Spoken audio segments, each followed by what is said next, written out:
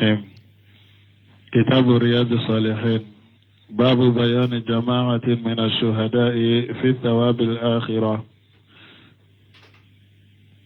جماعة من الشهداء في الثواب الآخرة يغسلون ولا يصلى عليهم. وعن أبي هريرة رضي الله عنه قال: جاء رجل إلى رسول الله صلى الله عليه وسلم فقال: يا رسول الله، أرأيت إن جاء رجل يريد أخذ مالي قال: فلا تعطيه مالك. قال: أرأيت إن قاتلني قال: قاتله. قال: أرأيت إن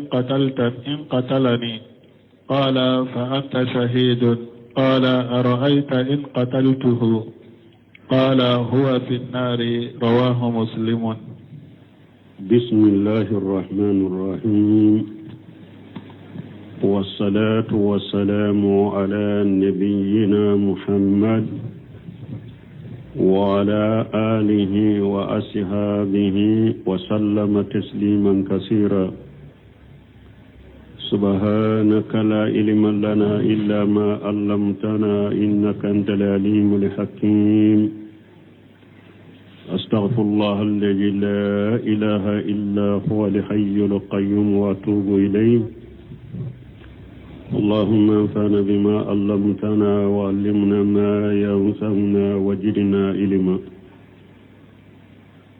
biye tarata suye hijriya bakele ani kemenani ani binani ani woro saharu zulqada minye hijra sankalo tani kelena bisunyo mugani konontonai miladi nasarau kajate bafula ani muga ani duru sankalo duru na bisunye mugani wolon fulanai ambe dawda bugu masjida rabbiako ambo kono darasube al-Hafiz an-Nawawi aka kitabu kono Riyadu Salihin bonda minna ko ka shedu su jamakulu do bange munun ka shedu suya nube baraji soro la garade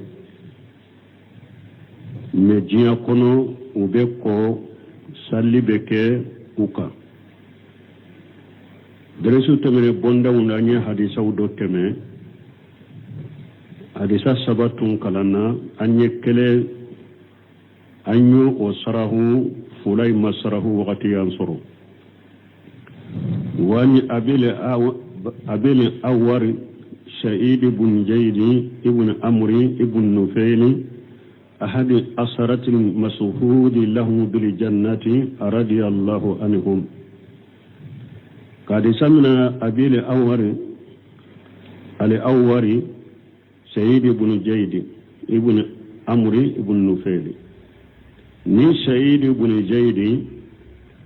مغتمي نتشيدي نشيريا كن ويني أرجاني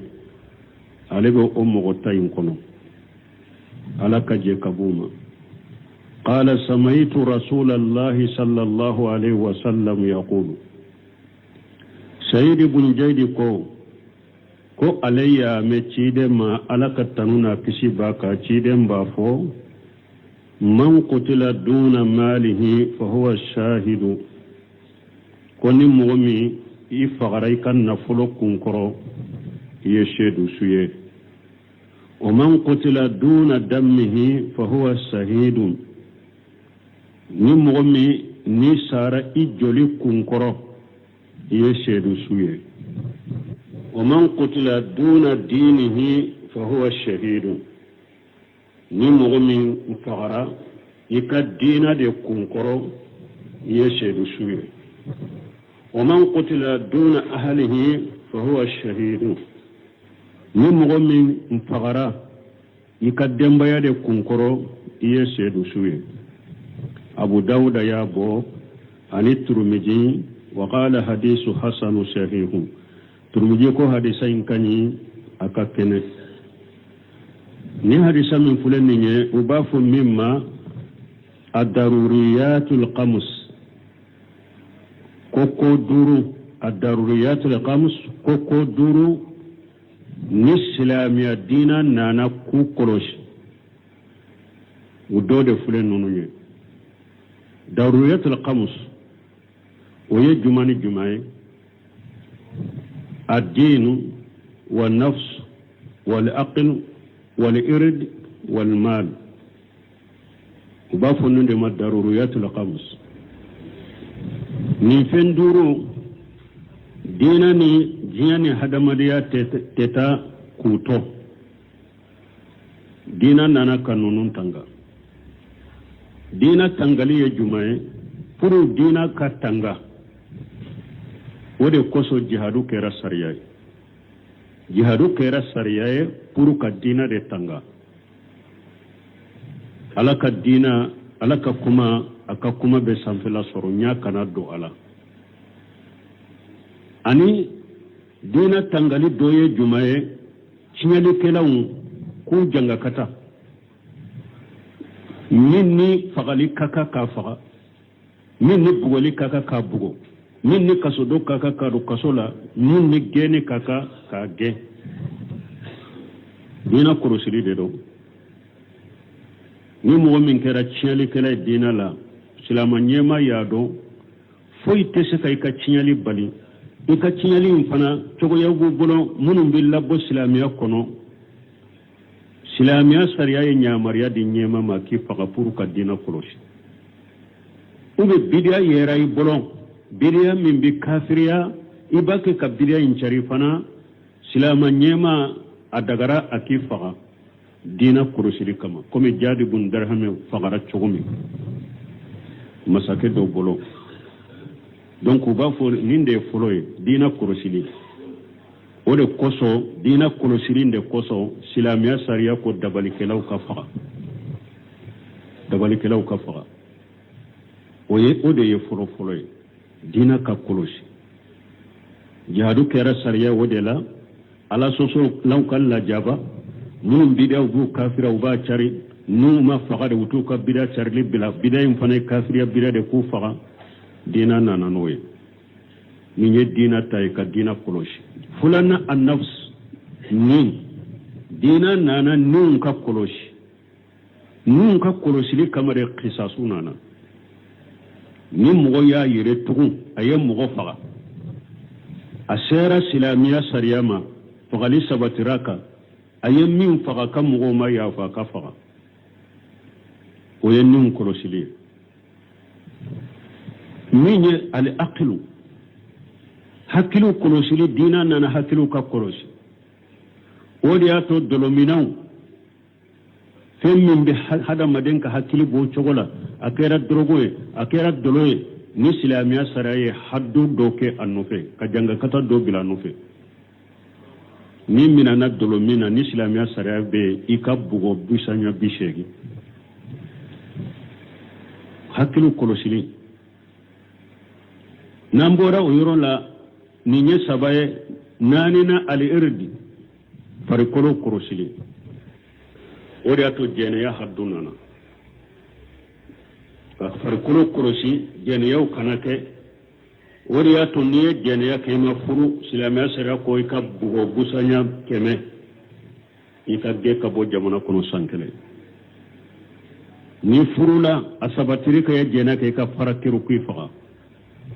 farikolo kurosiri kama de ni yajena yanga londa mogola serenani masoro ibolo anki buwo busanya bisege ni yede pour farikolo ko tanga ko kolosi doruna munye almal nafulu dina nana nafulu kan fanaka kolosi nafulu korosiri haddu nana ala ni mogo ye sunyali sabatiraka asaratu sabatiraka abolo katige ara modon kan nafulu be korosi chogomi ubafu nunu de ma ad-daruriyatul khams udu fulaya man qutila duna malihi fa huwa shahidu men ya perper latige imamuna an-nawawi rahimahullah sharh muslim kono tumama yenni hadisa usarahu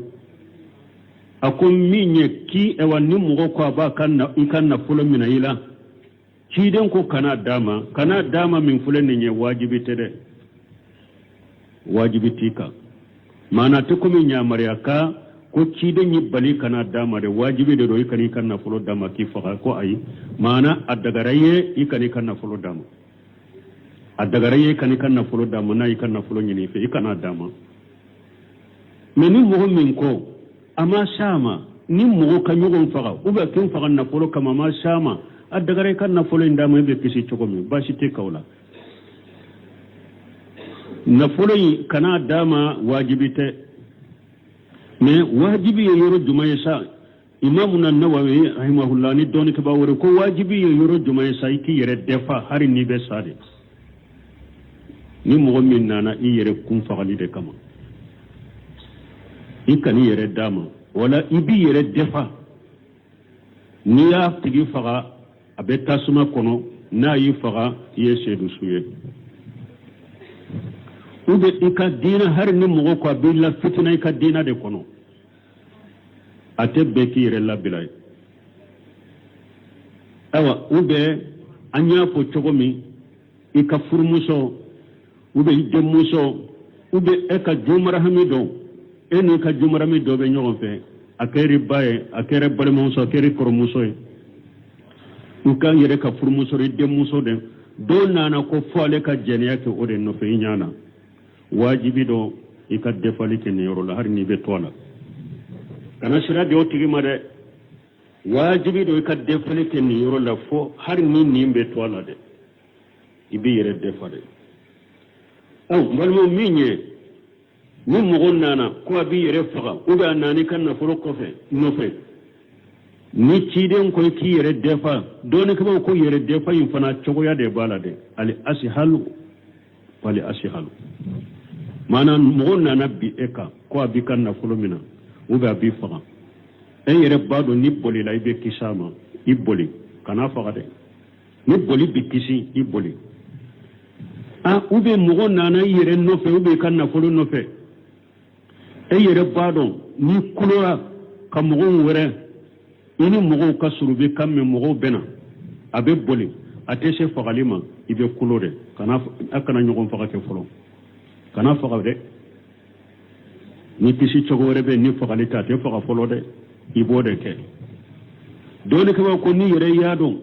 min fulen ni nebbe sen ni nambe se ka mina ka shiri nebe kisi fagalima kana faga de amini ka shiri ishiri me kana faga na sade karasa min fulen ni nana nema chogomi ba muru fosilende ba bolo kanamma ni ne koni mateleya kanin faga dorabin faga o faga atireli na chogorira muru fosilen ba bolo be muru kise ba bolo kanayima ube ba muru fosilen ba bolo atireli la e yere bado ninni seran nema dorabin faga sano kasimo o faga wala ka dinkeli kalan yoni ka boyka abetan nin chogode la de ali asihalu fali asihalu ko kan no nyogo nye chogomi kata fonna shara tenya fagali ko de sa wala fagali beke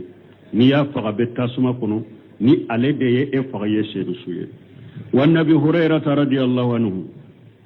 karisa min abi hurairah malaka je kabama qala jaa rajul ila rasulillah sallallahu alaihi wasallam fa qala ya rasulullah ko ce do nana alaka cide malaka tanuna kisibaka akwala ka cide areta in jaa rajulun yuridu akhja mali ako ciden kibariya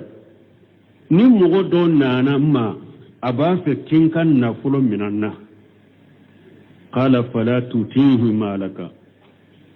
ciden ko ikani kan na fulo dama wala imamu na no kan yoro de la fala tutihi malaka ninte ko me ja ko do ikani kan na fulo dama mana addagaraye ikani kan na fulo dama qala arita in qatalani ko akoci de manna yin keledu qala qatiluhu kidon ka keleke qala arita in qatalani kin ko cide manki bare ni ale de yenne fagadu qala fa anta shahidu kidon ko yesedu suye qala kin ko arita in kibariya in qataltuhu min ninne de e wa binkelayin fagadu qala huwa fi an-nari كيدون كبتا سمكنو رواه مسلم حديث ينبو أصره نسمين كسره هذه بقية الأحاديث في بيان ثواب الشهداء في الآخرة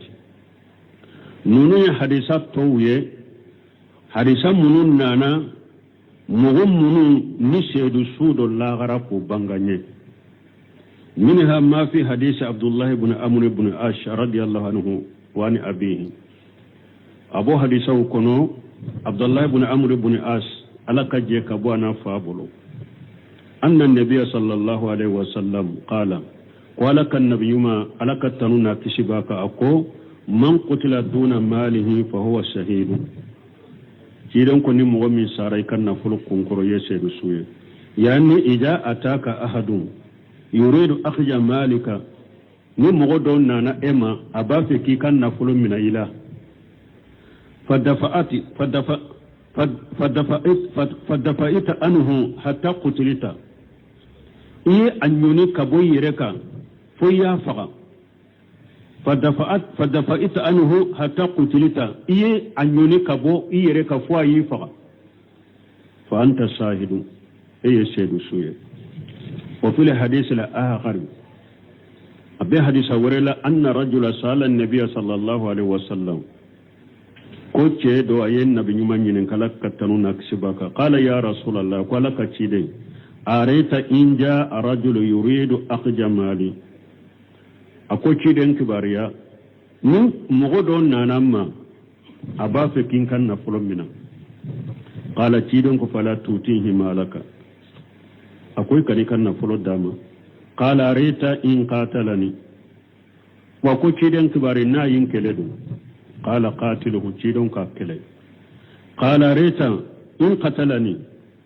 أكو تشيدن نا ينفقدو قال فأنت شهيد أكو نا ينفق إيشي بسوية قال أريت إن قتلته أكو تشيدن نند يفقدو قال هو في النار تشيدن كابتا سمكنو فدل ذلك من يدل ليرنا على أن الإنسان يدافع عن ماله إذا جاء أحد يريد أخذ المال من يدل ليرنا كو هذا ما يبين يونيك كبوي كان نفلوكا نمودون ناني ما كوي بي كان نفلو من كوا بي كان نفلو من إلى يونيك كبوي كان نفلوكا أكاني كان نفلو منا فإنك تدافع إبي أنيوني فإن لم يندفع إلا بالقتل فاقتله نام الشكا يونيك بويك ففغلي أفغا وإن أندفع بدون ذلك فلا تقتله من نا بشكا يونيك بويك نفغلته كان أفغده يعني لو أمكن أن تكون أنت أخوى منه مثالي لنا ياسر إيدي كجري كتمالك فنغبي إيدي لا كتم بينك لك وتصد يده ورجليه وتأسره فلا تقتله نا يصرف فنغ بإدلا كتم بنك لكنيكا يبشي كامنا كبنو فلاشري كسيون فلاشري كامنا فلا تقتله ودك كنا فقد أمنا يكسر كنا فقد لأنه لا حاجة لقتله بس حاجة كتا أفغلي مايا وإذا كان لا يمكن فقاتلك فاقتله منا ياسر أتسك نيوني مصر ليه أيكله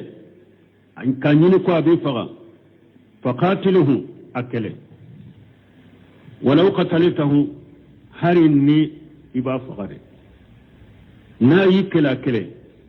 ولو قتلته هرني إبا فغري وإن قفت أن يبادرك بالقتل فاقتله من نسرنا كن نما تليا كنين فغا بين فغا أفغا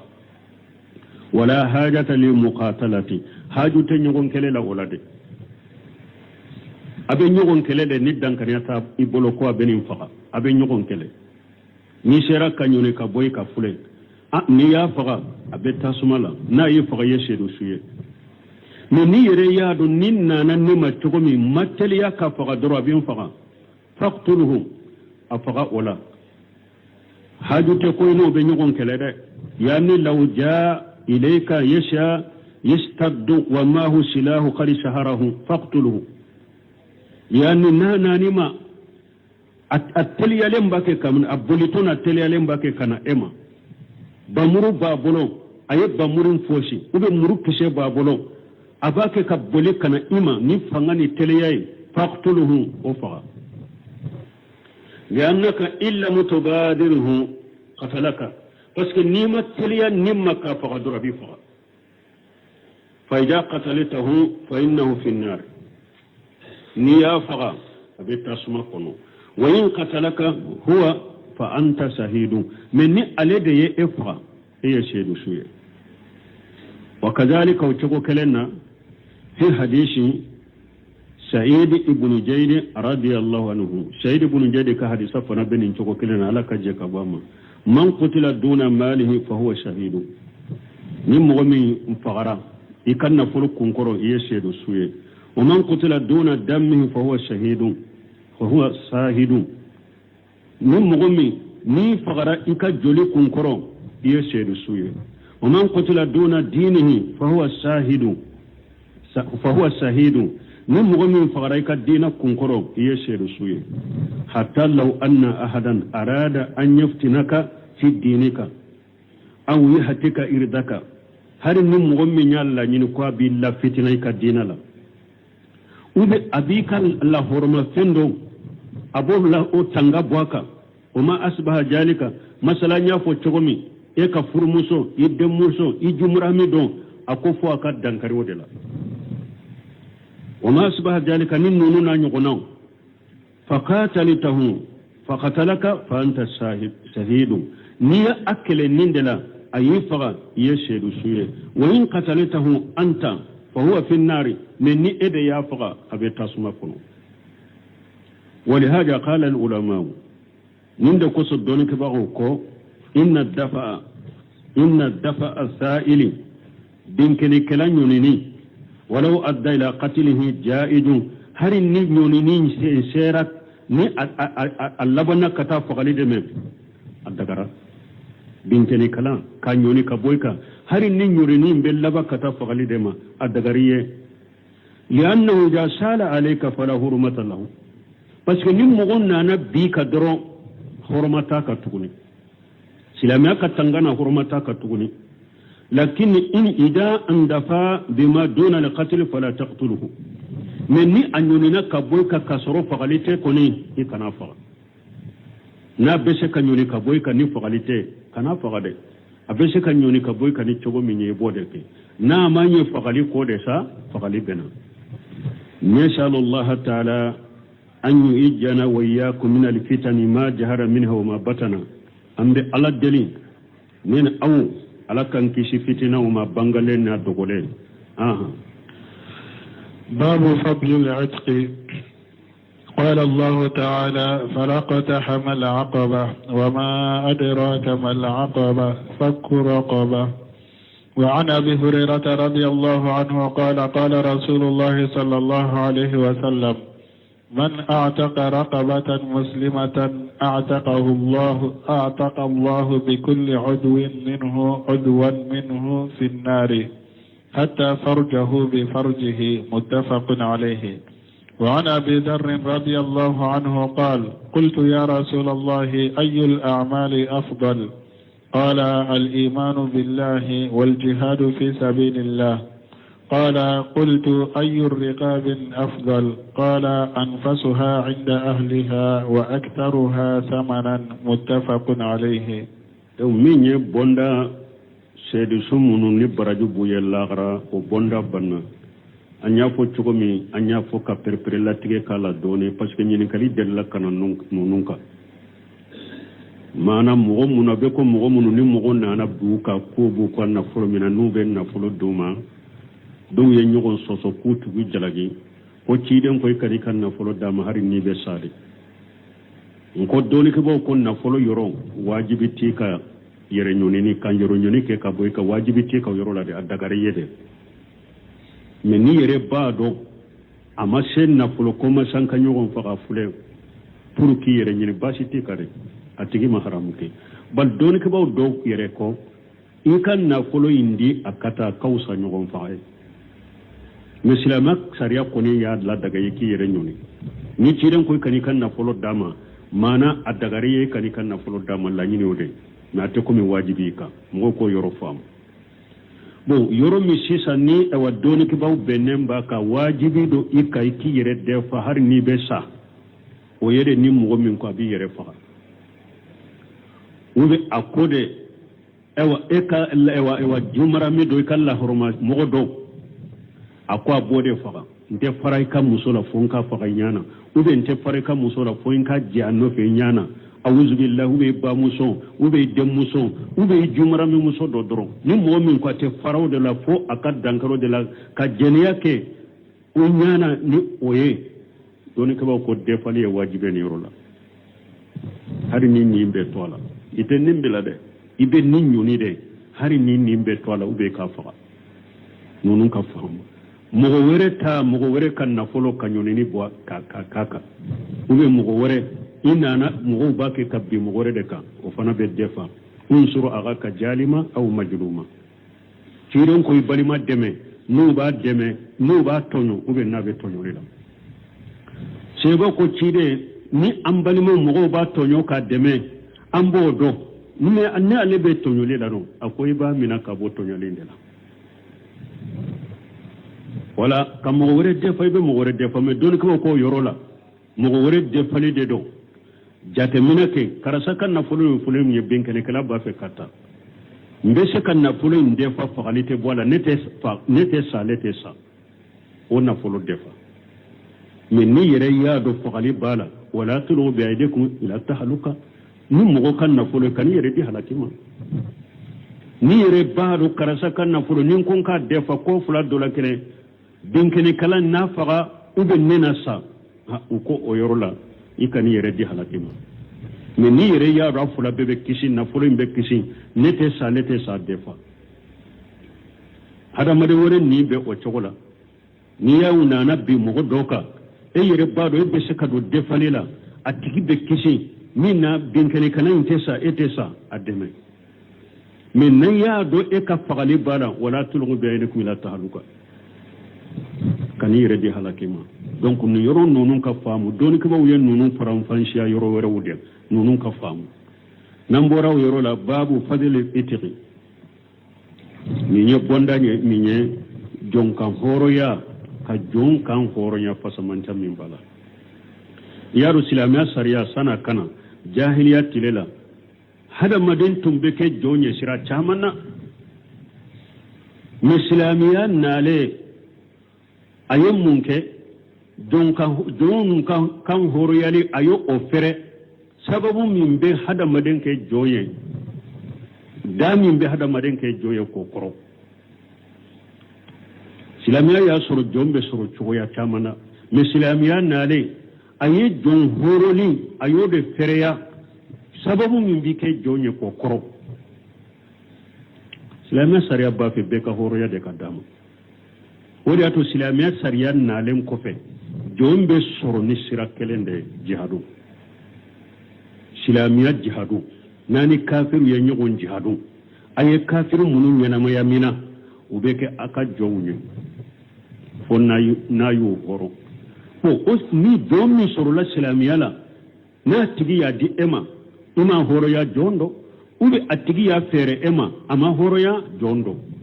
me sababu min koni ba ke jonye sababu kelende do akeren ko fe jonye de sa abese ka di doma abese ka fere doma akam bese ka horonya me jihadu doronde ba ke jonye me sababu min be hada madem bo jonyala ala yo sira chaya ema ye niye mo faga kafara jonka horo ya bala jiharu kafara jonka horo ya bala sungalo tilela ni jerai ka musonno fe kitugu jonka horo ya bala jaka donyoro jonga hore ya bala sababu min be hada madem bo jonya la silamiya sara yo yurwade mi sababu min be mo ke jonya yo koro aw jonga hore fa samanta min bala qala allah ta'ala alakum masamin qurtalenu fala aqtahaman akhabata akum mun naymaro sira gelema undola sira gelema sira munu nu tama ka gele doko sira gelema ye munye sira minna be yele sanfɛ de a be yele kuluba dɔ de sanfɛ n'i be do sira na ka yele sanfɛ yeleli ka gɛlɛ munna i ma do sira gɛlɛnw dɔ la ala sagira ala yɛrɛ aya ye sira gɛlɛma ninnu o sira gɛlɛmanw dɔ ye mun ye wa ma adraka mal aqabatu min laduniya sira gɛlɛman ye juma ye fakku raqabatu ka jon ka horoya jon horoya te ko nɔgɔ ye dɛ ka jon sa ka kan horoya o be n yɛrɛ ka jon bɛ n bolo ale de bɛ n ka ciw ni n ka baaraw bɛɛ kɛ n ka kari o la k'o kan horoya k'a k'a yɛrɛ ye o ka gɛlɛ dɛ bɛɛ tɛ se o la o ka gɛlɛ fɛn gɛlɛman ye o de jon kan horoya وعن ابي هريره رضي الله عنه قال سمع ابي هريره مالك جكبما قال قال رسول الله صلى الله عليه وسلم ko alaka ciden ko alaka taruna kisibaka man a'taqa rahabata muslimata ciden ko nim mo minye ewa kan silama jon silama niya kan horiya a'taqa Allah bi kulli udwi minhu fi an-nar ala ba kasu hekelenkele asuhe kelenkele ni eye jon silama horiya asuhe kelenkele be ala fana be o keki e fana ka sufe ka horiya ka bo jannaba tasmama ni ye jon ka horiya ka bo jonyala a kunkolo iya kunkolo min bo jonyala ala be e kunkolo fana ko horiya ka bo tasmama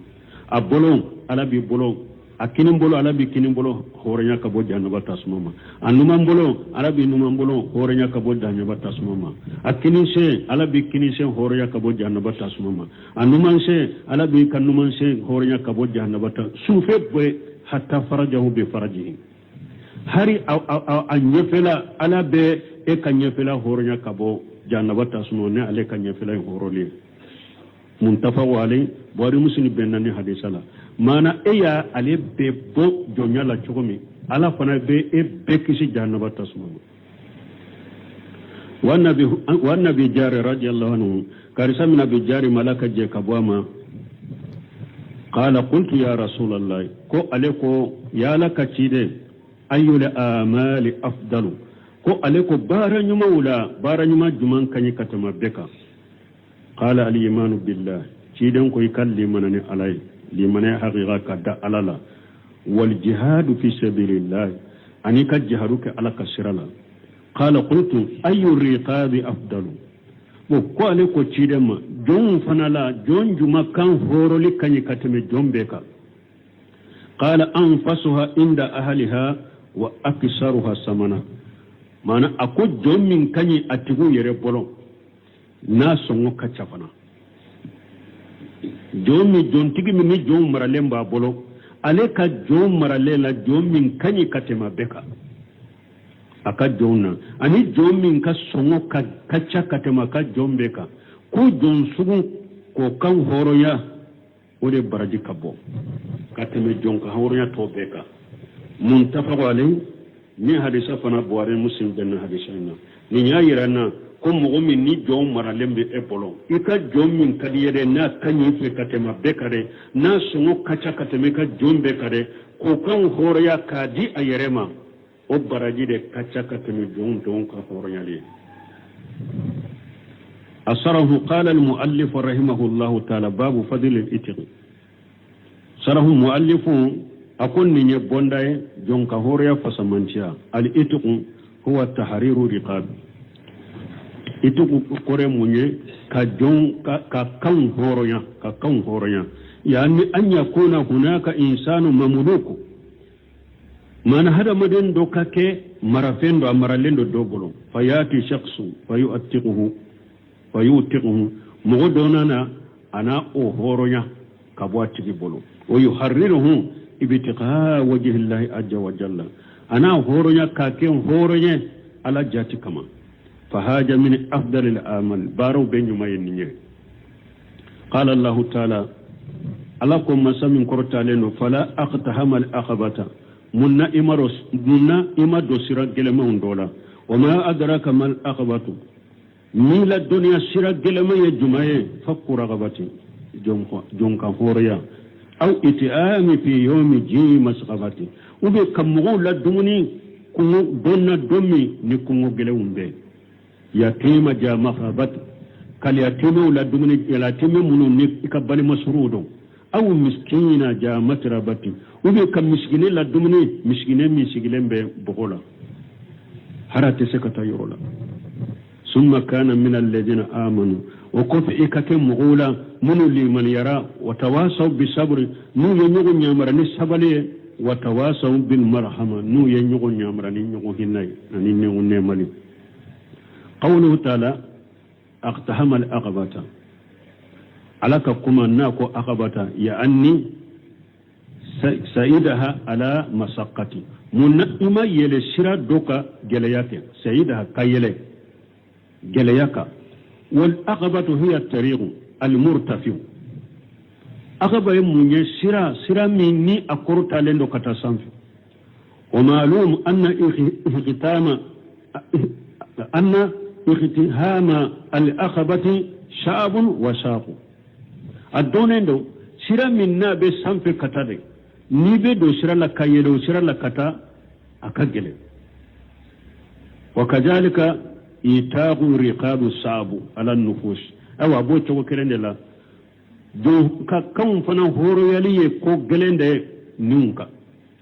mana shira min be na komi na be kulu sanfe katare ni be yele shira inka kata kagele chogo mide don fana kan horo li kagele nunka o chogo de la لأن فيه إخراج المملوك في المملوك عن ملكه بس كيف فلتي كم مرة فين دبو يكم مرة لا وهو صاغ وكجله أي يره كم مرة فين كابوي كم مرة لا كاجي أيرما وكجله وقوله فك رقبة يشمل الاتقاء ويشمل فك لأثير من العدو فإن هذا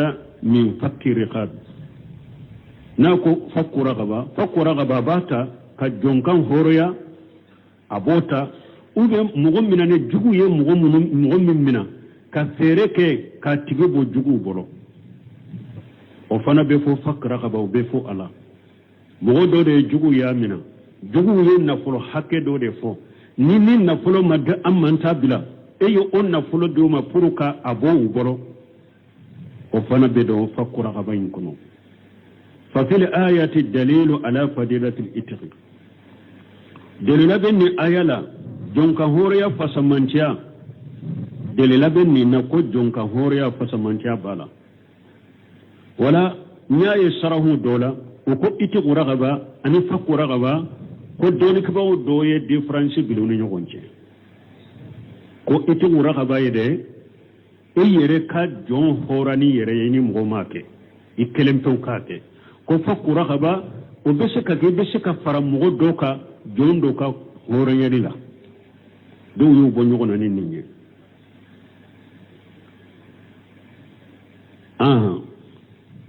ambe yurujuma yasmalu itaq wa yasmalu fakka al-athir min al-adu fa inna haja min fakki ar-riqab fa fi al-ayati ad-dalil ala fadilati al-itq thumma zakara al-muallif وكفى مؤلف يا فما ثبت عن النبي صلى الله عليه وسلم من ثبترا نبي ما بولك تنونا كشباكا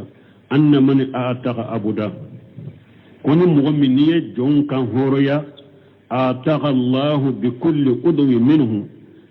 يكسوف بي ألابا يكسوف هوريا كبوجا نبتا سما دي جوين كسوف هوريا لي أي من الأتيغ أدو منه أي من المؤتق من النار ما أي منك هوريا وصوف كلين كلبي أنا بي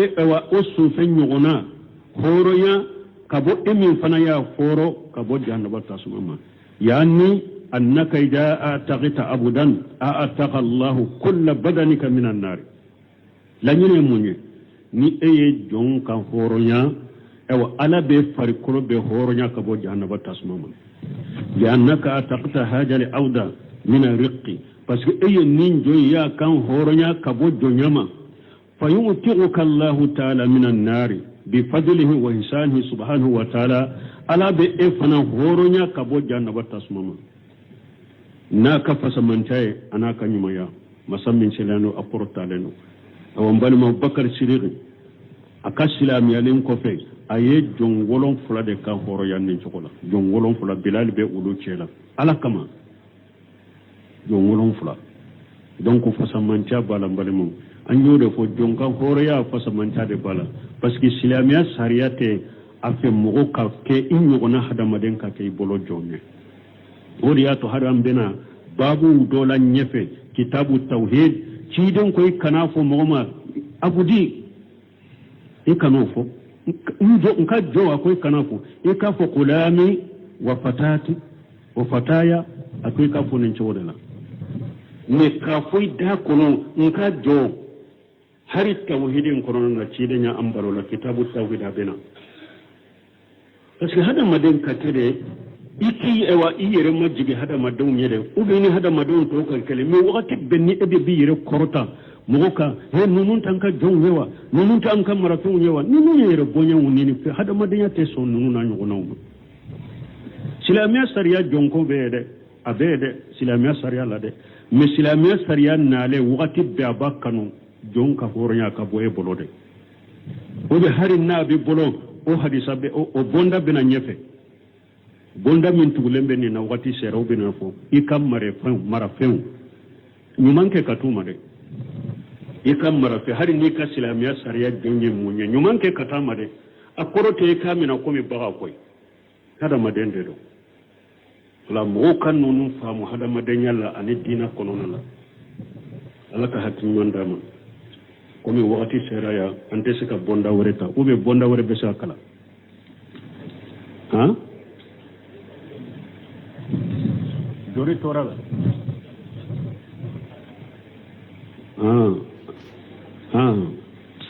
باب فضل الإحسان إلى المملوك والأنبا فونان يركتا بس وقتي سراو باب فضل الإحسان إلى المملوك نيبوندا مني ka nyumanke katika marafema fasamanta min bola qala allah ta'ala lakum masamin kortalenu wa abudullah wa la tushriku bihi shay'a ay ala kelempe bato akana foy fara alaka wa bil walidaini ihsana aka bange baga fula aka nyumankuye o bi jili qurba aka bal masura ye nyumankuye wal yatama li ani al yatimun wal masakin ni fantaw wal jari jili qurba ani sigi ñogomi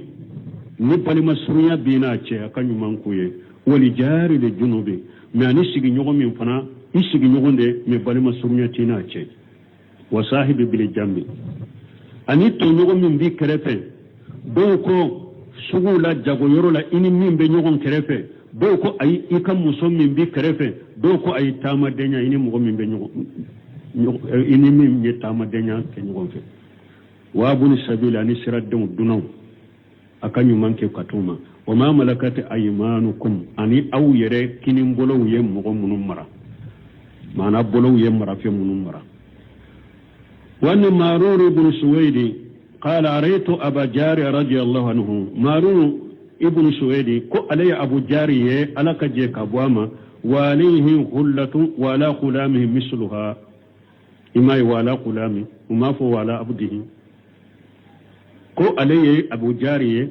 ko kompile bala ko o kompile nyogonai o be aka ewa kamale mfanala aka jona o kompile nyogona bo fanala fasalitu an zalika ay alaye abu jari nyin kanina ninyi e kamara fende e ka kamale ka jonde fulani nyi ni kompile mimbe ela o nyogona be alela fadakara annahu qad sabba rajula ala ahdi rasulullah sallallahu alaihi wasallam فأيره بأمه أكوكو عليه أبو جاري كو عليه دلك مغدورين ناني تشيدين تليلا كو آيات تجيل ليبوني أباي آيات تجيل ليبوني أباي فقال النبي صلى الله عليه وسلم إنك إمرو فيك جاهلية أكو أبو جاري أي مغوية جاهلية بيلا دي مالا إباي مونيني جمو سوتي e baye muñani mo fini muso cejugu dente nonu no nyogona kam wolle buni abaya ko ale yoro ka ko he jahiliya be ela hari bide jahiliya be la de hum ikhwanukum wa qawalukum awa aka marafe munun fulen ne nyaw bolo aka balimaw de do kon anaka bara den nube baraka wi aka balimaw de do aka barake bagaw de do jalahumullahu tahta aydikum ala yuke abulu koro faman kana aquhu tahta yadihi mu'min ni ka balima bi bolo koro maralila falyutimuhu mimma ya'kul wal yalbisuhu mimma yalbasu awa ebe dumuni min do afana ko nyogona de do ibe dumuni min do alla dumuni odela ibe fini min do o finu de ke ale fanala wala tukallifuhu ma yakhlubuhum awa akani bira bara la bara mun du kanyede o tese bara min kura kanu bila wulula de fa in kallaftumuhum fa ayunuhum awa harin nayu bila bara la o tese bara min na bu kanyayu deme akana bara untu kelen bolon muntafaq alayhi bukhari muslim benanina wa nabi hurairah radiyallahu anhu anni nabi sallallahu alaihi wasallam qala kadi sam nabi hurairah malaka je kabama kun nabi malaka taruna kishibaka ako ija ata ahadukum qadimuhu bi ta'amihi cidin kun na dola kele ni ka bara kela ni ka dumuni nana ka shigi koro fa illa yujlisuhu mahu nima ala shigi ka farai ka dumuni ke nyugon fe فليناوله اللقمة أو لقمتان لقمتين لقمة كلين تكادام أو باللقمة فلا دمونين أو أكلة أو أكلتين أو بأكدموني كفريق سيا كلين أو بأكدموني كفريق سيا فلا فإنه ولي علاجه فسأله دي دمونين تبيه رواه البخاري حديثين بو الأكلة بالدم لحمجة وهي اللقمة أكلة الأكلة بالدم لحمجة وهي اللغمة ما نفنا اللغمة كلا باللغمة فلان أصره قال المؤلف رحمه الله تعالى باب فضل الإحسان للمملوك مؤلفكو كفس من تم بالا كان ما يكتا مرافيوما وصدر هذا بقوله تعالى وعبدوا الله ولا تشركوا به شيئا إلى آخر آية وعبدوا الله يعني أتيوا الله فعبادة الله أتاته بامتثال أمره واجتناب نهيه على بطوي من يلين يامر منك كيف تنكب منك توي وهذا هو الذي خلق العباد من أجله أو هذا مدو جون دارا نند كما على بطو جون دارا ود كما قال تعالى ما خلقت الجن والإنس إلا ليعبدون على كل ما جنان آدم دا فوي كما فوق أبطو ما خلقنا الله لنأكل ونشرب ala manda ko an ka dumuni kan kan mitende wona libasa an ka finu do wona skuna an ka shige ewa shige ro nyumuna wona tamatta an kan ka damu bo ala manda o kama koy kalla wa inna ma haji kulluha wasailu nunun be ye shirawde nu kan kala se fendoma amma al qayatu fa hiya al ibadatu amma al qayatu fa huwa al ibadatu danya yuro mai an danya yuro juma nunun ban an la se yuro juma nunun ye sere kan se yuro juma bato mana hada made dumunin kunye de ki deme bato de la ki ka bato re sabati bolo mini koro ye ki deme bato inde la ka bato sabati bolo ka fini don yere la akoro ye ki deme ka bato le ka bato sabati bolo damu diri majiya kono abella nyini ye de kanim bato inde sabati bolo كيدم بطوين دلا وما خلقت الجن والإنس إلا ليعبدون فمن لم يعبد الله أو أبدا ما الله خيره أو لم يعبد أحدا فإنه أداء دينه ودنياه مؤمن نيما على بطو وده أي على بطو ده ميفين ورب بطو كفر على كا وده إما فوي بطو أي كجياني كالله غرب بيتيا إيكا دينا نيكا جيان إيا بيتيا لأنه أداء ما خلق من أجله بس إدار من كما يوتيا وقوله ولا تشركوا به شيئا أم وشيئا يؤم كل مشرك به ناكو شيئا ويكما قربان لنده فوي إكنا فوي دي فرعلك بفهم بيرتا لأنه النكرة في السياق النهي بس النكرة دي دو أو بليلين samalila fa yakunu amma ubekere gorobali de dum la nyine munye فلا تشرك بعبادة الله أحدا لا رسول ولا جبريل ولا ولي من أولياء الله ولا صديقا لا ينمي كان فويد باتوك فر ألك كان تشيدن فر ألك كان جبريل فر ألك كان ولي ألك وليجو كانوا فر ألك كان تشيتي فر ألك ولا شهيد كان شهيد سفر ألك لا تعبد إلا الله وحده جلا وعلا كان فويد باتوني ألك متمن كبا قرطالين لا تشرك به شيئا فمن أشرك بالله شيئا فإن كان شرك أكبر فقد قال الله تعالى في حقه نمغو مغني فندو فر علىك يمشركيك نيكا مشركيا كمبا بادي على يمفويكا كبار يلا من يشرك بالله فقد حرم الله عليه الجنة وماواه النار وما للظالمين من أنصار أو على كل مؤمن يفندو فرني علىك ni arjanna doni haramu ya ema ishigiro jahannaba tasumade tonyali kala demli kala tabulo lagara misaluhu an yajhaba ila khabri misaliya munye kafendo faralaka ekata kaburu dola summa yasjudu lahu aw yadwahu ekata kasujudu be kaburu tigi ube ka kaburu tigi wala ekafu ya shayde akhishini nkanyema da nkaddama kasittige ya sayida arzuquni walada nkanyema ngarjage denna arzuquni jawjata ngarjage musola arzuquni mala ngarjage nafolola fa hada shirku akbar mukhrij min al millati awan ni mushriki akumba bada billa bodinakum onyo nyalembe jamana nunun kono ko maliye doni jamana islam jamana ni mushrika nyo nyalende be nin jamana kono kaburu be bato kenede ka sudiri be kaburu ye kantigale be kaburu ye kaburu tigi be kaburu kono karasa dentenne bolo mu tara ka kaburu jana janko ka bidiya mauludi mu tara ka kaburu jana biki kan ngani asiri abebe tanya na boye su kaburu kono ko biki kan ngani asiri denko be minna eki ka denko siri dusukun kono ko yirala musoko be minna eko siri dusukun kono ko yirala nafolo ko be minna eko siri dusukun kono ko yirala bana be minna eka bana ko siri dusukun kono ko yirala ko aba be nyana mo shirkul akbar mukhraj min al millah ni mushrikiya kumba bade mun be hada maden labo islamiya kono hatta law sama al insanu hari ni mo hada maden mi isunna wa tasaddaqa sadaqati bola nganado wa salla asallira wa qara al qur'an ay qur'ana kala wa hajja al baita ay alaka son hiji wa huwa baghi ala haja shirk ni abin ni mushrikiya de ka fa innahu la yadkhulu al jannata atigite do ar janna de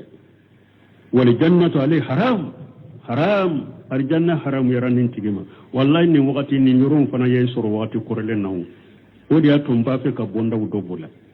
ar janna haram yaram muhimmu jiddan ni yoron nonu jamana nonu de nyonya lendo وما واه النار سبيرو يتاسمدي وما لظالمين من انصار تونيلي كلا دبل كلا تسري بولون لانه اشرك بالله بس كي يدوفر على يا مشرك ياكي قوله تعالى واعبدوا الله ولا تشركوا به شيئا وبالوالدين احسانا وبذي القربى على ايه ولو كان الله حق النبي صلى الله عليه وسلم ما ان حق رسول اعجم من حق الوالدين على حق فويا aye alaka hakke fo ama ciden ka hakke fo kasoro ciden ka hakke kabbo bange baga fulaka hakke o jabu yemunye fayajibu ala al-insan an yuhibba rasulullah sallallahu alaihi wasallam awajibra hada maden kai ka ciden kanu asadda min hubbihi li nafsihi abbe hada maden ka wajibin do ka ciden kanu ka tamayire ka wa min hubbi li waladihi awajibin bi hada maden kai ka ciden kanu ka tamay idenka ومن حبه لوالده أواجب لهم بهذا مدينك أي كتشيرين كانوا كتمي بانغ بغفلك وحق رسولي هو كل حقوق الخلق شيرين كحق بدام فين بك حقك قال العلماء دونك بانوكو لأن حق الرسول من حق الله من منا شيرين كحق مفويا بس شيرين كحق أبي ألاك حق كنو شيرين كحق ألاك حق دي لأن عبادة الله لا يمكن أن تقبل إلا بإتباع رسول الله صلى الله عليه وسلم بس هذا ما دينك بطوط تسيك من أبرا ويكا تقوشيدين دكو فحق رسول داخل في دمن حق الله عز وجل دونك تشيدين كحق دونين بألك حقين كنو مسامين كبكور تالينو فمن لم يجرد العبادة لله إخلاصا ولرسول اتباع فلا عبادة له نمو من مي كبتو كلاش على كلمة تويه ka ciden tugu ñogoña kika tugu ñogoña ka awa ake ciden kelemtewye ka tugu ciden ko a katta sirala ni mogo min moke batotiye wali haja ninde koso lamu yukari haqqa rasuli sallallahu alaihi wasallam ninde koso ciden ka hakke ma fo li'annahu dakhilu fi haqqi llahi azza wa jalla parce que ciden ka hakke donnen be ala ka hakke kono wa qawlu bil walidain yasmalu al umma wal abba